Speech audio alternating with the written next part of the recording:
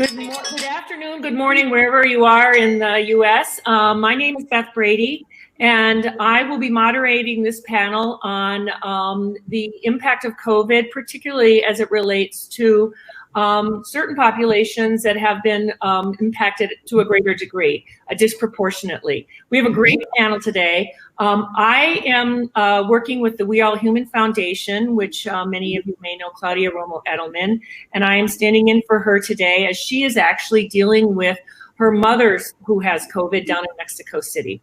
So I am the chairman of the board of the We Are All Human Foundation, which is a foundation focused on inclusivity and equity for all.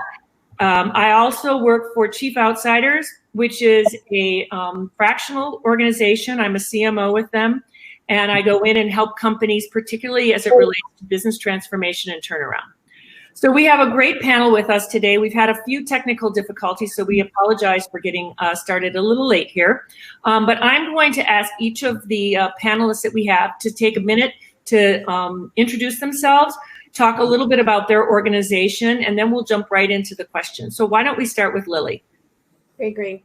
Thank you all for being here today. For anybody that's watching across the U.S. and maybe even global, we're in important times, and we're in the midst of a global pandemic, as well as the largest social movement with the Black Lives Matter. And so this is a turning point for our community.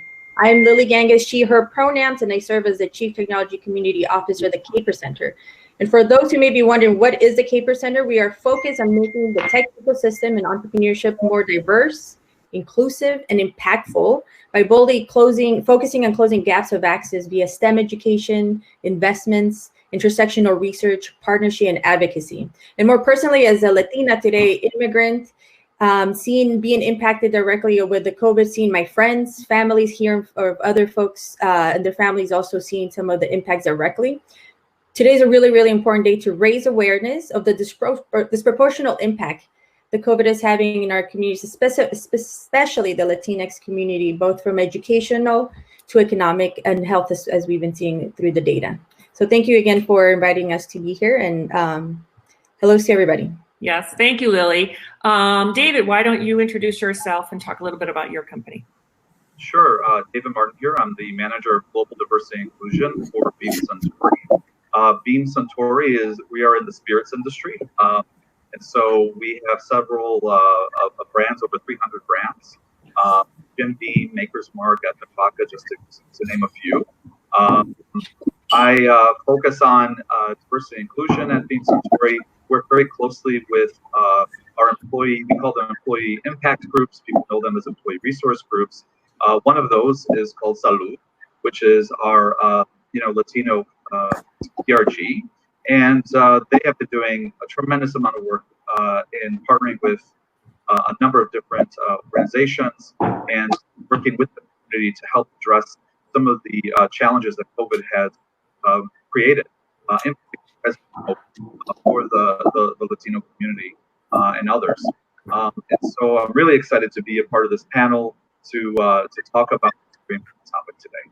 Thank you. Great. Thank you, David. And Perla. Hi, everybody. Sending my regards to everybody. I am in South Texas. I am the founder of Love Soldiers and the National Hub Director for Hispanic Star Hub Leaders across the United States. Hispanic Star is a national organization on behalf of We're All Human, and we are diligently working across the U.S. to have Hispanics heard, seen, and valued. We have developed now 15 campaigns across the country to do a recovery response to our communities, directly in the communities where Latinos have been greatly impacted due to COVID. And we have now helped over 30,000 families. And we are super excited. Last week, Procter & Gamble donated about 2 million products to our foundation. And we are going to be successfully delivering those to all our hubs around the U.S. Great. Thank you, Perla. All right, so I'm going to just start by telling a quick story, and that is that I've been working with Claudia and the We Are All Human Foundation which has a number of initiatives around inclusiveness and equity. And one of them is what we refer to the Hispanic Initiative.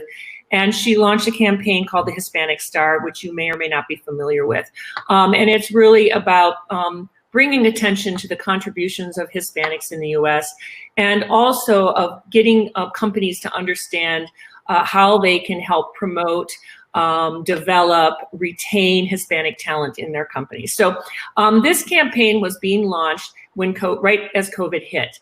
And what happened for the foundation was all of a sudden with COVID, all of the support against this campaign really kind of disappeared because there was a bigger problem in front of us, which is a basic human needs problem. People are dying, people are losing their jobs, people have hunger issues. And so, Claudia talked to me and she called and she said, what are we gonna do here?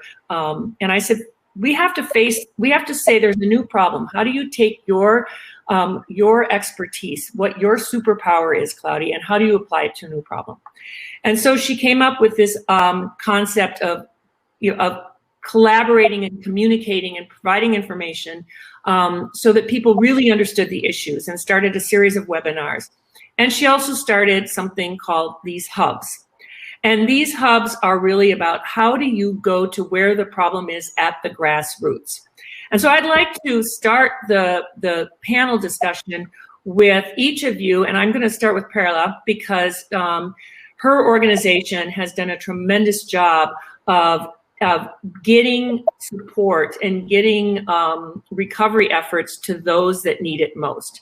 So Perla, why don't you share with everybody the work that you're doing and maybe talk a little bit about the hubs and this grassroots effort that has been just so powerful and made such a huge difference. I think you might be on mute. Sorry, yes. We have amazing community leaders across the U.S. that have stepped forward through the network of We're All Human to support the Hispanic Star Initiative. And when COVID happened, we were getting ready to launch our Hispanic Star campaign in the White Sox game in Chicago at the end of March. COVID hits and strikes the nation, right? Well, actually the world, and things just change all of a sudden. Claudia, our dear founder, was caught in a place of how do we support the people in need? This is not about, hooray, we're Latinos around the world, how do we unite? This is about how do we make an impact directly to the people in need? And so when we got on a call, I have previous experience in developing a network like this. We came up with the brilliant idea of having leaders raise their hand, people that are community leaders, and see what were the needs of the community, because my community is different from Lili or David or yourself, Beth. All communities are different, right? And it all depends on the network that we circulate around, depending on our profession. And so we found out that people needed basic elements, basic products, you name it, your hand sanitizers, your masks, your gloves, your deodorants, food, things so basic as food. And so as a hub director and trying to set the example for all my hub leaders across the US, I was quarantining in South Texas because Houston was in the uproar of cases. And as of yesterday, McAllen has been all over CNN. There's a huge rise in cases. And so we're all over the news now. But back in April, I said, we have got to place the example for the hub leaders. And so asking in my clinics, in my businesses, to my patients from low socioeconomic background, what is it that they were needing? Everybody was echoing the same thing. They were needing food, right? So I said, food, wow. A lot of these families get food stamps. We know that families get food stamps, but the food stamps are only for those that are US citizens. But if a family of 5 or 6 and there's only 2 US citizens, they were splitting that food stamps budget for 6 people. So there was a big need for food. I started with a personal donation, and as Claudia gave me the blessing to go ahead and start the campaign, we started with a personal donation that was going to give food to about 2,000 families. Soon after, many elected officials, U.S. congressmen and women said, Perla, come to this town and this town. And in less than 2 weeks, we fundraised about $50,000. We went to 18 cities and helped 6,000 families with food. And there was where the hub leaders across the U.S. for Hispanic Star came across and said, in Chicago, we helped also about 2,500 families. And it's been such a need to know that these people need basic products. And now with the support of Procter & Gamble, Always, Johnson & Johnson's, they've donated us 2 million products. And we are so excited that these are direct, tangible things that our people in the community are using. They're using the detergent, they're using the body soaps, the wash, diapers, deodorants, you name it, shampoo, conditioner, basic things, and we're super excited to be that bridge to get those needs to our community.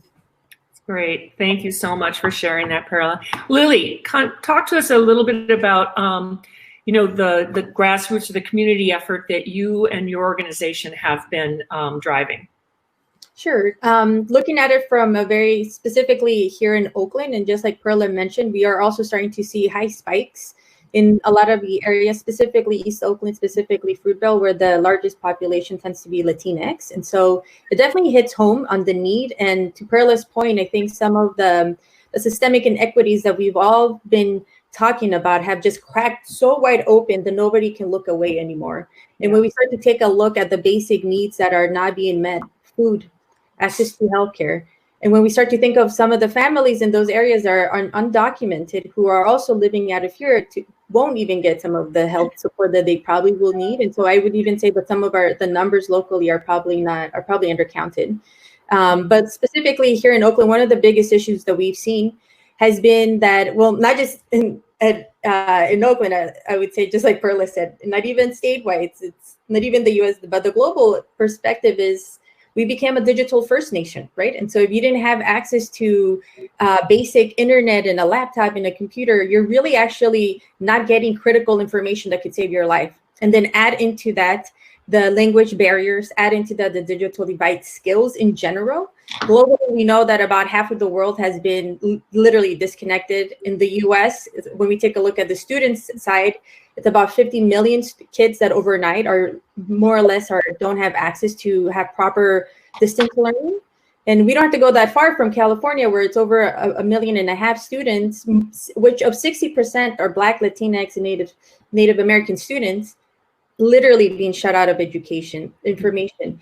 But the challenge with this is that it's not just the students. We go into the teachers, who some teachers are also undivided, and they have a 16x factor based on the student ratio. But ultimately, it's also the families, and it's the communities, and goes back into the households. And so that's why earlier the year we did direct donations for basics as well, to help with the food insecurity. We did direct grants to help close the digital divide locally. We provided COVID testing across these areas that have been the most impacted. And so there's been a lot of philanthropic work, but we know that those are drops in the bucket. What we really need to be talking is about the systemic issues and really this is where advocacy and policy, where we're at now, to solve and help our communities the most. We really need to continue to have the dialogue with our elected officials in a way that moves dollars not into the millions, but into the trillions. And so for my end, I've been looking at what I can do locally as well, but also what are some of the larger systems issues that we should be tackling and how to tackle them. And advocacy and policy is definitely a way where we need all the voices, and we need each of our community members to be active and to be heard. That's great. Thank you very much for that, Lili. So David, you represent kind of corporate America, or you represent the business side of things. And so maybe talk to us a little bit about, you have kind of two sides to it, your own employees that are, massively impacted by this. And then as a company, what can you do to help in the communities and the places that you exist? And you're a global company, so obviously that is a huge, huge breadth of geography. So talk about a little bit about what your organization is doing and what you think are the important things to address. Yeah, so thank you for that. We really quickly mobilized. COVID hit. We put our people first. That's always been something that has been at the front, and we, try to get as many people to work remotely as possible, and make sure that they had all of the tools that they needed, but also the support. Our organization has provided weekly care days to support our employees, where we gave them the day to spend either with family, unplug, or, recharge. And we've done that consistently for the past couple months actually, up this month. So in an effort to understand that people are under tremendous levels of stress, not to mention some of the other issues that have happened over the last few weeks in our country. And we also mobilized quickly in our industry. We recognized we had something that we could convert that people desperately needed, which is hand sanitizer. And so we converted, our plant operations in converting the alcohol into hand sanitizer, using it for that specific purpose and donating it, not selling it, but donating it to the first responders and the people that really needed it. And then we shifted that to expanded, I should say, to the different communities that we were seeing being negatively impacted as well. I'm sure many of us can relate to going into a store and half of those essentials that you need are gone. You couldn't obtain them. And so we worked really closely with organizations like We Are All Human in donating 60 cases of hand sanitizer to different cities throughout the U.S. We also, gave, face masks and face shields to 4 different clinics across the U.S. So we really have tried to leverage and use the resources that we have to help those in need. And we're really proud of those efforts. That's great. Thank you very much. And, we've heard a lot of stories about companies, and for me, being a business turnaround person, I'm admiring those companies that have said, we're going to take our skills, what we do, and we're going to apply it to a new problem. So, companies that make pillows, and all of a sudden what they really do is sew, and now they're making face masks. So I think that your company is an excellent example of doing that kind of a pivot to solve a new problem. So the next question I have, and I'm going to ask each of you to address it, is, when COVID hit, I think we all remember, and we're all like, okay, well, 2 months, we're going to be kind of quarantined, maybe 6 weeks. Some people were more optimistic, but we're seeing that that's not the case. This is not going to go away anytime soon. So from each of your perspectives, talk a little bit, and we'll start with Perla. Talk a little bit about what do you think are the big implications of this continuing on into 2021? And how do you think we should be responding to that? So Perla, we'll start with you. Definitely. Can you hear me? Yeah. Well, as we see the life that we live in now, right? We now know that 4 months into COVID-19 around the world, and things are turning a little bit worse than even what we started to see at the end of March. We have to learn to live in these conditions. And this is the time to refocus, restructure, and re-strategize, right? And so we have to be able to frame our lives around that and understand that this is the new life that we're probably going to live for the next 12 months.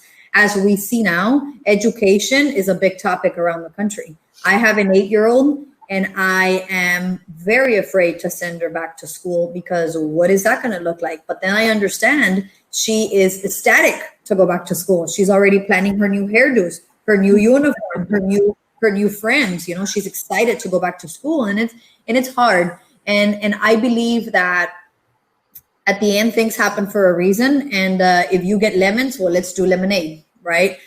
We have to do with what we have. And this is a new life. These are new conditions. And this is the new world that we live in. And it's not going to go away. And this is the time where, as a community, we have to come together. And right now we're speaking in a panel that is out of Cannes, France. Right, I had the opportunity to go last year, and I was around the festival. And so you unite with people from around the world, and that's how we wanted to make a change back then. Nowadays, we have to be leaders and proactive builders in our community. Lili in her community, David in his community. By the way, David, thank you so much for the hand sanitizers from Suntory. Many people have benefit from that in the healthcare field, as myself and my clinics. Thank you so much. And so doing this type of initiatives, being leaders and being proactive in our community, that's how we're going to make a global change. Back in the day, we had to travel to Switzerland. We had to travel to France. We had to unite with the world leaders to make a change. Not anymore, because now we're restricted from traveling. If we want to make a change, we have to make it locally and start to push the wave for it to be a global wave and be able to have a happier earth and happier humans, as we are all human around the world, because the situations are not easy nowadays, and a lot of our people are very frustrated and very limited in resources. And those of us that have abundance of support, that have abundance of that we were blessed to have a job and we have resources, now we know that we don't need all the fanciness and all the extras. These are here to be able to share it with our loved ones, which is our community. And we see no race and no color. We are all one, and we are all brothers and sisters. And that's how I believe we will be able to uprise from this situation. That's great. Thank you so much.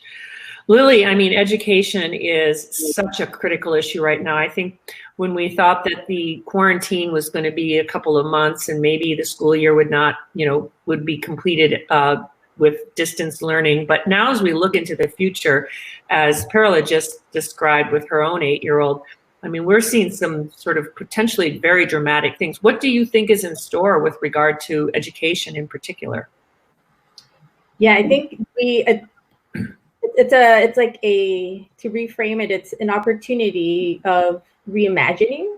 Mm-hmm. Because it's really like when people say like, what's a new normal? And it's like, none of this stuff was ever normal. I think it took a pandemic and the Black Lives Matter movement to just really wake people up of all the history of the systemic racism that has existed, not just in the US, but really across the world. And so if anything, I think it's the sentiment of decolonization that's been starting to be had in the classrooms. Mm-hmm. We've started to see policies and new requirements being passed for ethnic studies being required as part of education.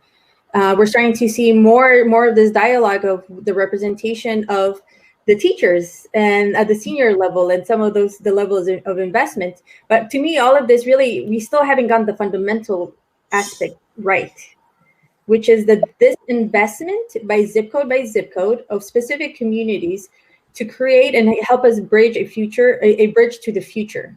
The fact that we're in 2020 and we still have this huge digital divide, that when I was in college, I used to volunteer to go and help families with this issue. And the fact that it's almost 20 years later, to me, is just wrong. And so I think that regardless of how we decide to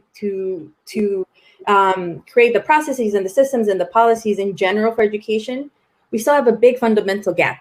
And we just need to make sure everybody has the right tools and access, because the way I see this is a critical summer for students, for families, but also business owners, because the digital divide is not just a student, family, or teacher, it's our businesses. So many of our local businesses who didn't have the opportunity to learn how to go and do mobile online reservations were literally left out, right? And so there's a really great different organizations that are helping create and help us think of what is the practical short-term wise that we can do this summer versus how to prepare for the longer term. And so I really see education being cross-cutting for everybody. And specifically in the Kapor Capital side, there have been a lot of different portfolio companies that have opened up a lot of their products really quickly and really fast to be able to help even more of the communities that are in this need. But the important part, I think, for us is that we've been talking about this moment. This is the part that we've been prepared. And so for us, it's been moving forward with more urgency and hopefully being able to share the opportunity so that other folks can see what a responsible tech company may look like. How does that interact with the community? And it starts with education. And so I do think it's a little bit of a convoluted answer to your question, because I do think that education is critical, not just at the K through 12, but we need to think about it, how is it impacting the 18 to 25, 18 to 35. Data shows that some of the populations that were the most impacted by COVID were women, young adults, and of course, some of the folks who are at a different level of education. And so I think that education is cross-cutting. We need to have the tools, and we need to have a fundamental basic starting point. And I'm hopeful that this year we will, because there are certain things moving in trillions of dollars being discussed at the federal level that I think I really hope that this is the time that we really look back and reinvest in our communities. Yeah. No, I mean, you bring up such an important point. I mean, prior to COVID, we were battling this divide between, populations that didn't have the same access to education. Now with COVID, it's only made it more challenging to try to be able to get those services and make sure that everybody has equal access to education. So it's, as much as basic human needs are there, as we think about this in the long term, this is what we have to address. Otherwise, it's going to only increase the disparity that people face. So it's critically important. So David, from a corporate aspect, from working at a company, if you think about pre-COVID versus now where we are today, what are the things that you believe corporations, companies need to do differently to change in order to be effective in this kind of new world we're living in? Yeah, I think being what we really want to make sure everyone's in a different place. So not everyone has the same type of situation, and we wanted to make sure that we support our employees in a number of different ways, and we continue to do so. Whether you have children, childcare needs, you're taking care of one, maybe we really had to make sure we are needed time to unplug and focus on those needs, to rearrange their schedules in a way that made sense for them. We slowly been reopening our offices globally. We're in the process of doing that here in the U.S., and we put together a task force. But the one great thing about our organization is we're not going to mandate that employees need to come back and work in the office. We don't want to do that. We want to do it where you're at. If you're not comfortable, no problem, no questions asked. You just let your manager know you want to continue working as you have been. I think that really it goes a long way, and something companies should consider, because you take the worry out for someone who has children or has those needs, or maybe just even for their own health and safety and the health and safety of others that they care about. That worry is gone by giving them an option. Mm-hmm. That's one way. Another way is to continue to engage, support and engage your employees. Through virtual events. We have hosted a number of them. We actually have supported and funded some of them by our employees. We wanted to show them that we continue to support your development. COVID may have changed the way we work, but it doesn't change what we focus on. Things that we need to continue to focus on. So I think sending that message is really important, and communicating with employees openly and allowing them to ask questions, provide feedback. I think all of those things are critically important so that an employee feels truly supported during this time where there is so much uncertainty, where there is so much unknown. And I think as Perla mentioned, this is going to be for a while with us. We have a task force and a plan in place, understanding that lens, that this is not going to go away, and we hope for a vaccine soon. But until there is some change, for now we need to continue to do what we have to do. That's great. Thank you so much. The next question I have is one that I think probably a lot of people would be interested in, which is, we've seen all the positive stories of what's happened. Certainly communities coming together, people coming together, people helping each other, all of that. But what are some of the watch outs that you would all put out there to people as we're trying to address this? What are some things that we need to be really careful of, the unintended consequences types of things? So I'll turn it over to Lili first and maybe talk about what are some things that you would tell people to have on your radar, because we don't want to go down a wrong path. I'll start. It's one word: automation. And as we have been, from a technologist perspective, because that's how I started my career as a software engineer and worked in the industry, and then also worked in different sides of what this emerging technology may look like with different consulting firms that were global. 5 years ago, we were talking about AI, automation, the push for something like this, right? And as we are now in this, again, digitally first world, whether we are ready or not, that's a reality. But some of these large businesses have been ready. And so there is a problem that I think with rolling out technology that may be not prepared or too early, but sometimes that might be the only option, right? From a health perspective. The challenge is when we start to take a look at who's going to be impacted with some of these jobs going more, being automated, it's going to look like my family. In fact, I believe the McKinsey study shows that I think 1 out of 3 Latinx families will be impacted by automation because of the types of jobs that we have, which is why for me it's so critical to help the next gen look at how can they leapfrog and be the ones that are not just utilizing the technology, but creating it and eventually owning it. We have 6 out of the 10 billionaires of the world who made their fortune in this lifetime through technology. Why can't we have that opportunity? And the fundamental is what I shared earlier, which is education and access and opportunity that's equitable for everybody. But right now, from a technology perspective, the parents of those talent and even some of these young adults are being currently displaced as we look at retail industry totally being an opportunity where a lot of entry jobs were able to be had. We're starting to see a lot of the trends. We've seen it in different sectors. We're starting to see it in the way we shop, the way we pay. It's really impacted our entire life. And so I think one of the parts that I caution is that we need to make sure that we're doubling down on the reskilling and the upskilling, and that we're creating pathways for all these who we are, our essential workers who literally have helped us get fed, for them to have a path forward. And if I take it even a step back, because I know if Antonio was here, we have to also discuss our farm workers. When we take a look at our food supply, for us to be able to go to a Whole Foods and be able to get what we want, who is out there? And those are some of the kids who have also are working with their parents. When we start to also take a look at the undocumented families that we're not even hearing their stories, a lot of these informal economies that some of the families we're working on in the state that we're in with automation and even more regulation may have an opposite effect. So we just have to be very, very mindful of all the external effects and be responsible builders of technology, but also users and consumers. And so I do think that being able to, again, going back to what Perla said earlier, is how do we reimagine how we go forward? Because this is not going to be going away for anytime soon. If not, and if anything, this is the time to build and build it right. That's great. Thank you so much. I think you're so right. Automation is a wonderful thing, but if it's going to create a bigger problem by those that don't have access to it or don't have the skills to benefit from it, then we have a whole nother set of problems that we'll be dealing with. So really, really good points.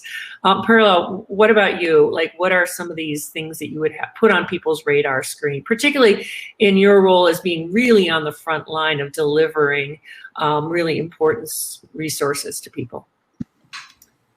On the philanthropic side of my career, I urge people not to lose hope, right? There's many of us that are blessed to be able to help others, but I urge those people that we're helping to not lose hope and not to stop trying to get back on their feet, right? Because if not, that'll just create a very heavy leverage that is going to be hard for us, the philanthropic, the big-hearted people, to be able to lift up. So we have to help each other mutually. I help you, so as long as you help yourself, right? If not, we are going to these helping efforts, because I see it, in through my hub leaders, they're putting out 20, 30 hours a week. And these are hub leaders that have a job and that work for corporate America and that are entrepreneurs and business owners themselves. So they're putting out the time out of their big hearts and money and fundraising, and we're out there helping people. But we need to make sure that those that we are helping use this time to recover, rebuild, and help themselves lift up, because we all have to reinvent ourselves. On the entrepreneurial side, the way I see it, for example, in one of my companies, we do therapy, pediatric therapy for children. So when COVID hit, the state of Texas legislature gave us permission to be able to transition to telehealth. So then what I was seeing is that a lot of therapists at the beginning in March, in the beginning of April, didn't feel that they were prepared to transition into the technology side of it, right? So what did they do? They said, oh, boss, this is going to last probably 2 to 4 weeks. I'm going to stay home and take the time off. So I had to send these people to unemployment. But then what happened? The technology started pushing through, and a lot of the therapists were learning, were taking their modules, were getting back onto doing therapy through technology, which is hard because I'm a therapist myself, and I could not see myself teaching somebody spaghetti, doing that verbalization through a technology. But regardless, I would tell them we have to reinvent ourselves. It's a time to reinvent. So what was the issue that happened? Those therapists that decided to go very comfortably on unemployment and get a very good check from unemployment plus the COVID stimulus per week, okay? They didn't train themselves and they didn't use the time wisely to reinvent. So when the majority of the therapists were all on telehealth and there was maybe 10 or 15 people that didn't use the time wisely, I had to cut their unemployment and they lost the benefits because now everybody was on telehealth and they couldn't continue getting the unemployment check. So that's another thing. Don't get hopeless and don't stop trying. We have to push through the reinvention and we have to push through to learn what we don't know. When we were kids, my first language was Spanish. I had to learn English. Mm-hmm. I went for a master's degree. I had to learn calculus. I had to learn how to figure out stocks. And I'm not good in math, but I had to learn it. It's the same thing now. We have to learn to use technology. We have to take care of the gap, and we have to push forward with all our ganas, regardless of religion, race, socioeconomic status, political standpoint. We have to push forward. We have to understand that this is the life that we live in now, and we have to reinvent and execute. That's great. That's dead on what you just said. David, like from a corporate standpoint, what are the things that you worry most about as we continue to, try to work our way through this pandemic, which isn't going to go away, and everything that gets associated with it? Yeah, a couple of things. I think we also, I echo what Perla shared around. One of the things I think people need to keep on the radar is to think creatively and outside of the box and not be afraid to say, well, what if we did this? For our company, we have a lot of accounts. These are businesses, small businesses, and both the Latino and Black communities and others that are hurting, right? They're restaurant owners, bar owners. And so, so our teams have gotten creative with them about how can you sell cocktails with the food perhaps that people are taking out. Ready to go drinks, for example, in a way to support those businesses and say, here's another additional way to grow the income for you and your business. I think for us, it's a number of things. For our employees, we don't want them to be fatigued and thinking, that they can't, check out when they need to, or we want to support them. Another key is the skill building that Perla was talking about. It just so happened we launched LinkedIn Learning for all our employees right as COVID hit.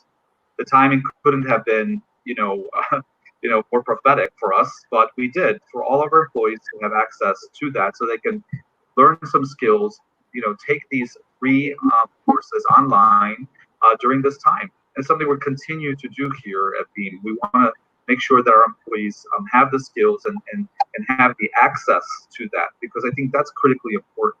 And so for us, it's a number of things, keeping that engagement level, despite what is happening, right?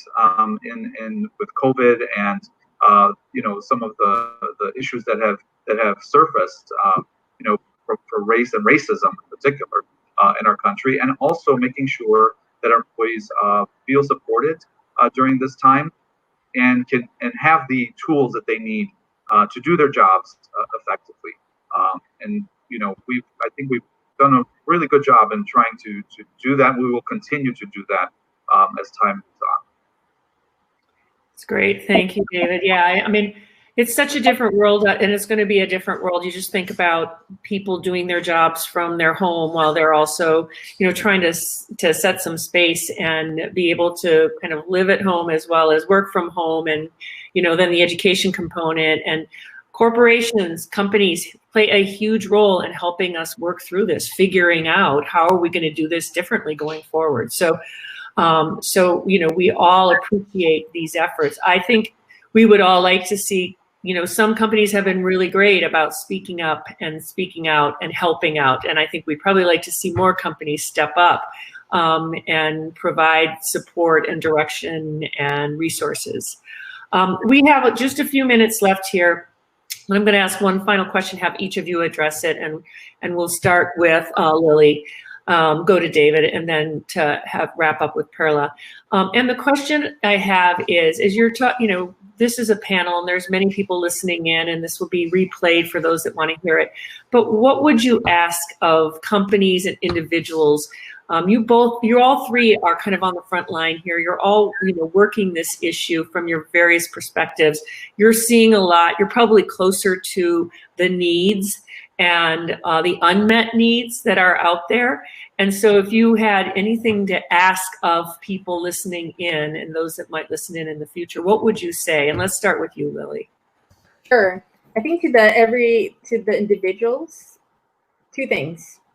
Get counted for the census. Yeah, that's very good. That's the next 10 years. This is the next generational data point is going to be used to fund schools, to fund communities, but also moves the market globally. And so I think that's number one that's critical. And people don't think about the census as something that like, oh yeah, I'm going to go do it. But no, this is the time to do it.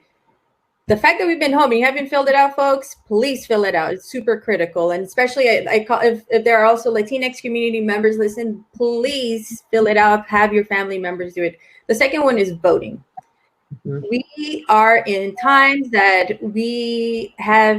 I have seen certain reflections of this in Latin America where I grew up in Bolivia, but we need to really mobilize. Like our democracy depends on it because it does. If we want to have an opportunity to see of what our education for the kids, for the workers, for all the stuff that we've been talking, we really need to mobilize, and not just at the federal level. I'm talking about also state level and even local level. I think if there's any opportunity to be civically engaged, it's now. As you take a look at how some of these bills are informed of which communities are getting some of the funding, right?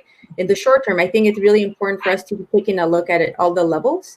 From a perspective of what the tech companies can do, I really, really hope that you're all building responsible tech companies, but also just responsible communities internally and externally. And meaning in the sense that this whole diversity and inclusion discussion that has been happening, as we've seen with the Black Lives Movement, it should not be a check the box PR statement. People were, the youth especially, is going to hold all these companies accountable. And so I think this is the opportunity to really move and show how business can be done right when it takes into account the values of everybody. And it really starts with making sure that the representation is internally as well as it's externally. And I think that's, for me, that's really the main two, but also just going back to what Perla and David said earlier, this is challenging for everybody. And I think that it's really important to also just have empathy with yourself. Know that you're going to have heavy days. Know that you're going to have good days. Just take and win. This is a marathon. And so I think being able to really just rethink what you value and what you do, it's really important. And so I would just say rethink and be gentle with yourself, but at the same time, keep going, because it's like Perla said earlier, reimagine, and you have to execute. We cannot sit still. That's great. Thank you so much, Lili. David.